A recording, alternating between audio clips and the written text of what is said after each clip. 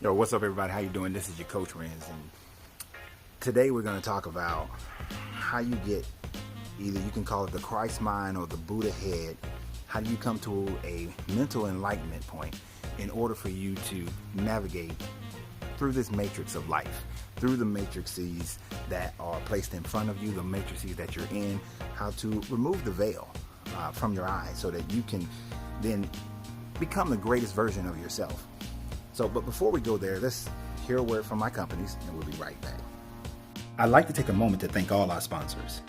For everyone on Patreon who supports this channel through your monthly donations, you are greatly appreciated. And I look forward to providing you free content as well as exclusive live video chats. You will also be able to receive discounts on products from Uncle Ren's Popcorn as well as coaching from Coach Renz. This video is also sponsored by Uncle Ren's Popcorn, where you can get 25 flavors of delicious gourmet popcorn, from salt and vinegar to strawberry cheesecake, from caramel and cheddar to bacon jalapeno, and many others like cookies and cream. I greatly appreciate everyone who supports us at Uncle Ren's Popcorn. This channel is also supported by Coach Renz, where you can not only get all your life coaching, your relationship coaching, but also get your business coaching from Coach Renz, as we teach you how to move your hobbies into a business, not a job for yourself, but a business. We also teach you life principles of leadership and meditation. So go to CoachRenz.com and support the sponsors of this channel. I appreciate everybody, and please hit that subscribe button. I really appreciate all those who subscribe to the channel. It helps the channel to grow. We're almost at the end of the month. End of the year. But as a matter of fact, the Gregorian calendar year is ending. And as a matter of fact, when I think about this, yesterday was December 25th. It was winter solstice. It was Merry Christmas. It was the, Happy Saturnalia, to go way back in time. There's so many holidays centered around this point, like throughout history and time. And that's the main thing of bringing up Saturnalia, that throughout time, this day has been marked by civilization after civilization after civilization. The question is why? Why has it been marked? Now, at the base level, for the base mind, for those who are just at the beginning, many see it as the birth of different messiahs, whether it's Dionysus or Atticus or Horus or Jesus, Yeshua, whether it's Buddha or whomever. It's the birth of a Messiah who brought about a revelation, who brought about a change, who brought about an enlightenment, who brought about something that we can commonly call the Christ mind or the Buddha head, that level of enlightenment, that extreme higher level of alchemy. It is what the adepts lean into, not those who are still slave to the system, but what the adepts and what the ascendant masters, these who came before us, the ascendant masters, the archons, what were they trying to tell us about this winter solstice that just passed yesterday? What is the unveiling? Now, for the base, the winter solstice is just the longest night of the year. And now the days are going to be a little bit longer. It is the light beginning to win the battle over the darkness. So when the light begins to win the battle over the darkness, because man was afraid of the darkness, and now we know that spring will be coming soon. At the spring equinox, that's when the day and the night are the same, and that's when spring begins. That's when the earthly new year begins. Earthly new year on the northern hemisphere. Of course, my new year is my birthday, and your new year is your birthday, your born day, your birth day, your solar return. That's your day. But nature-wise, spring equinox, day is equal to the night. Now the days are actually longer than the night, so the sun has now conquered the night.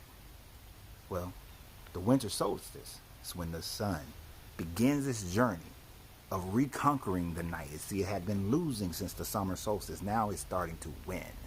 But what is the higher level of removing the veil? You see, when the light starts defeating the darkness, it's moving through an age of consciousness, and we can move through these ages ourselves. If you look at it in a longer period of time, the winter solstice represents that time frame when man began to come into knowledge and wisdom and understanding, when we started to know things instead of just being things, when we started looking deeper into things. Let me give you a Western mindset, a Western synchronicity to it. The Yeshua, Buddha, Confucius, Lao Tzu, they all came during a time frame when enlightenment began, and that enlightenment continued.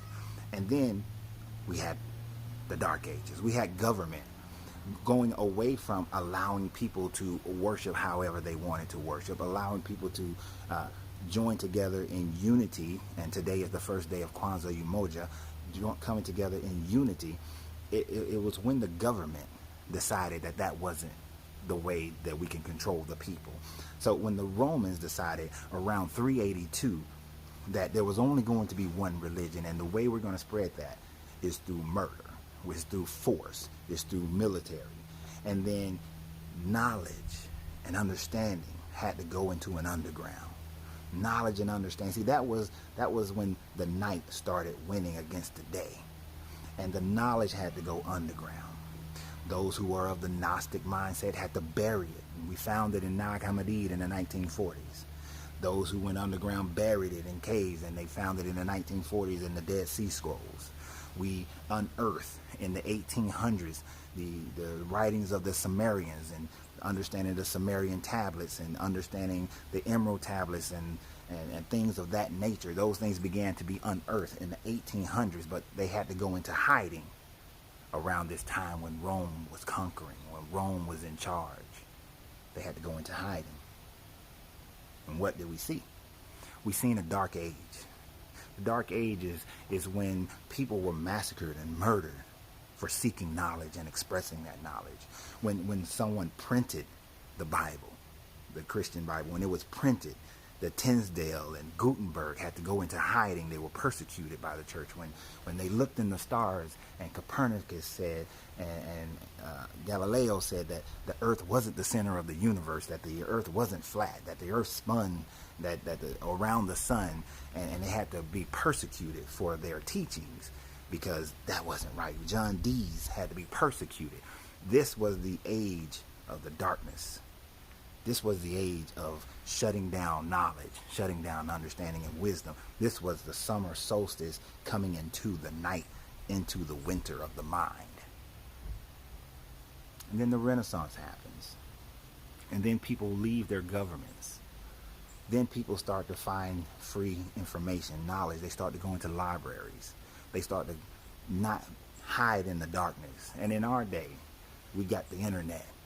When I was coming up, I had to go and search in libraries for most of the things I talk about today. I searched in libraries and went to museums, and then become friends with curators of museums so I can go into the bowels of the museum, which is where the real information is.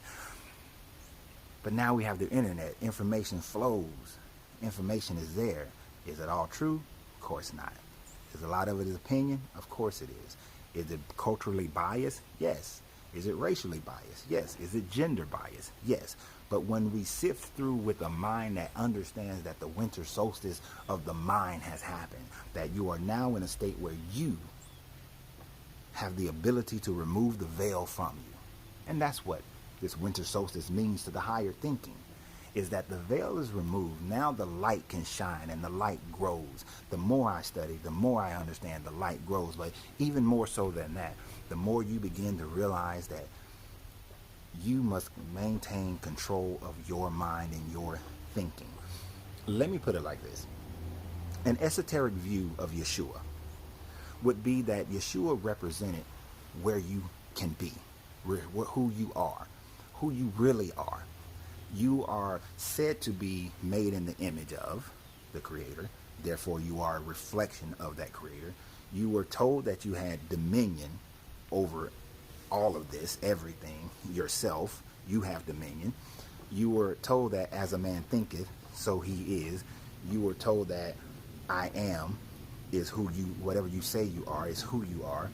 You were told in the Hebrew Bible, Isaiah, I believe, that through God, nothing is impossible.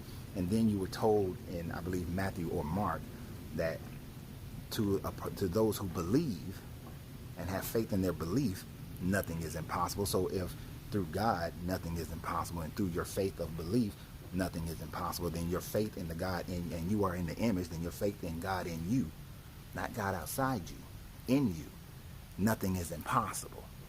You see, you got to read between those lines to get an understanding. So then nothing is impossible for you at that point. So you are also told that in Psalms, ye are gods. You were also told again in, I believe, John, that is it not written that ye are gods? You were also told that those who come after Yeshua will do greater things. So if the reflection of God, if you are a reflection of God and the God in you, that there is nothing impossible, and ye are gods, and there is nothing impossible for God, and ye are gods, not the creator, but the reflection of, then nothing is impossible for you unless you don't believe who you are. You don't recognize who you are. The thing is, many will pray, many will meditate, many will wish and hope, but until you recognize who you are, you're wishing, you're praying, you're hoping, does nothing for you. Not one thing. All it does is one of those prayers that says that, God, Father, I know that you have a house for me. I know that the house on Sycamore Street is for me, Father. I've walked around the house. I've touched the earth. I take some of the soil from the house and I put it in a jar and I hold it and pray over that soil. I went to my pastor. I went to the altar, and I know that this house is me. You've said that this house is for me, and I've come together in agreement with 3 or 4 others, and we've declared that this house is for me. But I know that I'm ratchet. I know I'm undeserving. I know that no good. I am not worthy. I know that if your answer is no, then I will be obedient to your no. Well, you just canceled the whole thing. You put all that into the universe, all that talk. But your true belief is that it is not for you, that you're not worthy, that if you are a reflection of the Creator, and Creator gave you dominion over everything, and ye are gods, and nothing is impossible for God, and nothing is impossible for those who believe, you just showed that you don't believe. So since you don't believe in who you are, the God in you, the God is in you, then all your praying is in vain. All your hoping is in vain. You have to come to an understanding that, as the Hindu teaches, find the Godhead inside you, and then all that you desire, all that you want will connect you to the Brahman, and then through the Brahman you will be able to obtain greatness. This is a Hindu teaching. You find that the same in Christianity. You find it in Buddhism. You find it everywhere. You find it in all the teachings because they recognize the light within. They recognize that light within. And when you recognize that light within, that's when things manifest for you. But in order to do that, you have to control the mind. The teaching, the Christ mind of Yeshua, the example that it shows with his 12 apostles, you look at Judas. Judas gave in to pressure. He gave in to being greedy. He gave in to wanting.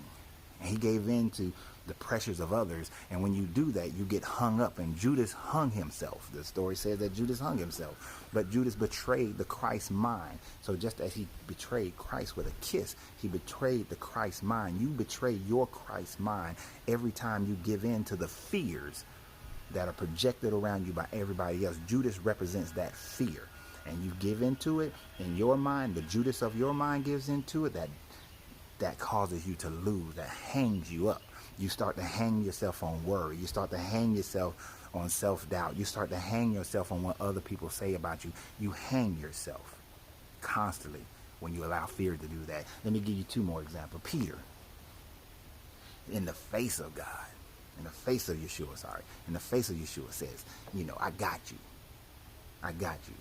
Do you believe me? I'll feed your sheep. Feed my sheep. Do you love me? Feed my sheep. The Peter mind, your front mind, the one that you say to other people, yes, yes. But then, what happens? What happens? You get in front of the reality of it, and you give in, you deny it. You said all that because your real thought is that you're in denial, that it's not going to happen. That's the real you. Thomas doubted. He doubted until he had to actually touch it. But before he touched it, he ran and he doubted. That doubt will keep you away from it until you see the reality of it. We'll get deeper into how the apostles represents the Christ mind in you and the doubt and the other mental states in you that you have to gain mastery over. Make them from disciples to apostles. I'll teach you that in a later video. But for now, I want you to understand that it is you have dominion. It is the reflection of the Creator within you, no matter what your culture is, no matter what your gender is, whether you're coming from it from a Christian point, a Buddhist point, a conscious point, an Egyptian point, Kemetic point, his Hermetic point, it doesn't matter. They all lead to the same because they're talking about that winter solstice. It's the bringing of the new light, the bringing of divine light. And you have that divine light in you. So remember, always, you have to free yourself to be yourself because your greatness is not negotiable. And hit that subscribe button.